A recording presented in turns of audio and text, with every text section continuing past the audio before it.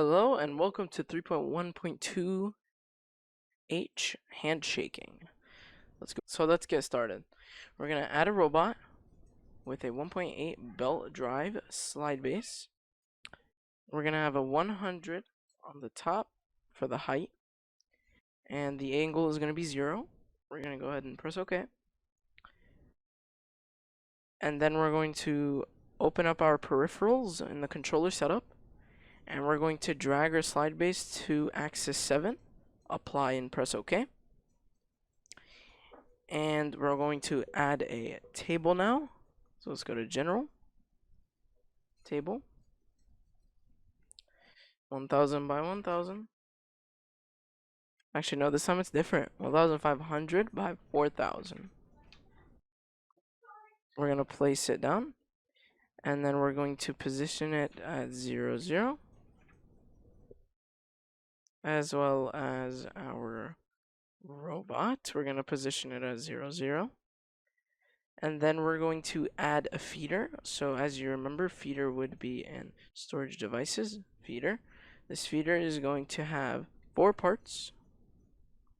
And we're going to place our feeder like right here for now. Alright.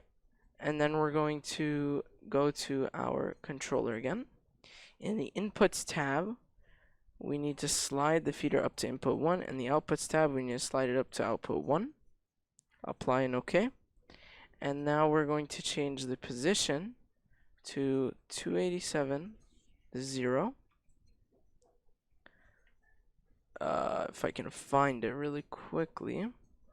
And then we're going to rotate it 180 degrees.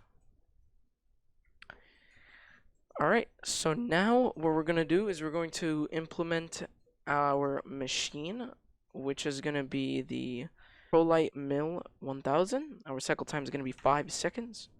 We're going to go ahead and place it.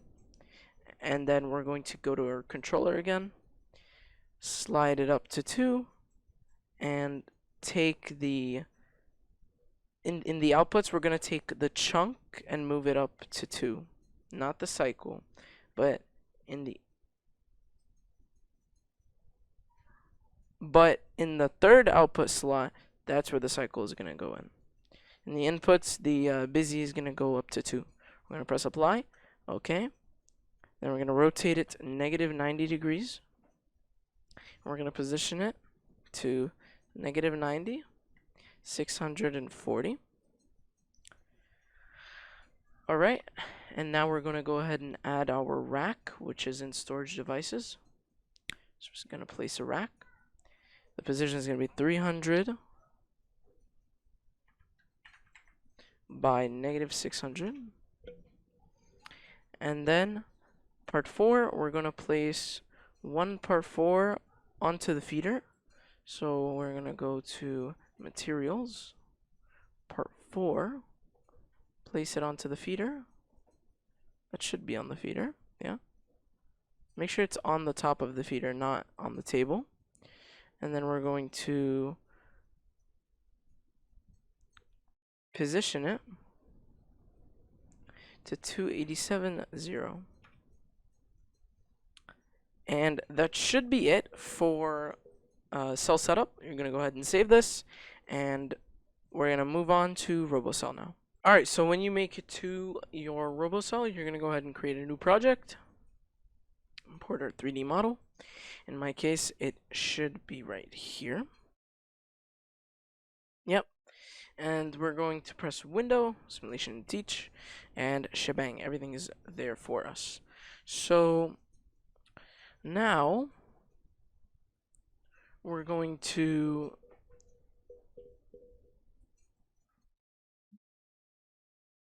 now we're just going to implement all of the different positions for the program, which is position 1, 11, 2, 12, 99, 100, 3, and 13. PLCW gives all the different positions that you need. You just need to figure out where they go. And to do it, you're just going to have to use these tools up here, as well as your teach positions, as you did in the previous tutorials. But I'm going to go ahead and do this right now, and I'll be back with you guys after I finish. Alright, and I've completely finished. As you can see, our set variable vise is 1, feeder is 3, star cycle is 2, busy 1, and I was able to create um, a part by part separation. So as you can see how the remark has asterisks just so they can separate all the different parts. So let's go ahead and run this.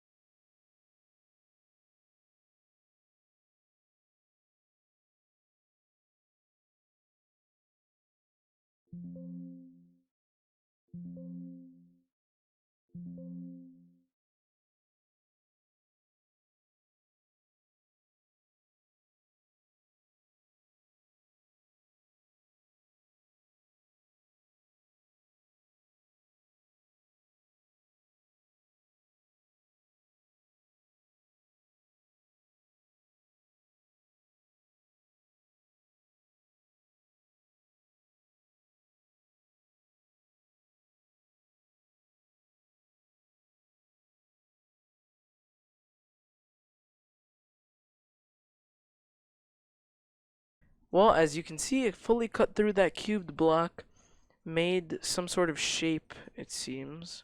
I think it's a shield. Yeah, it created a little shield. Looks like a little badge, but created that, and that's pretty much it.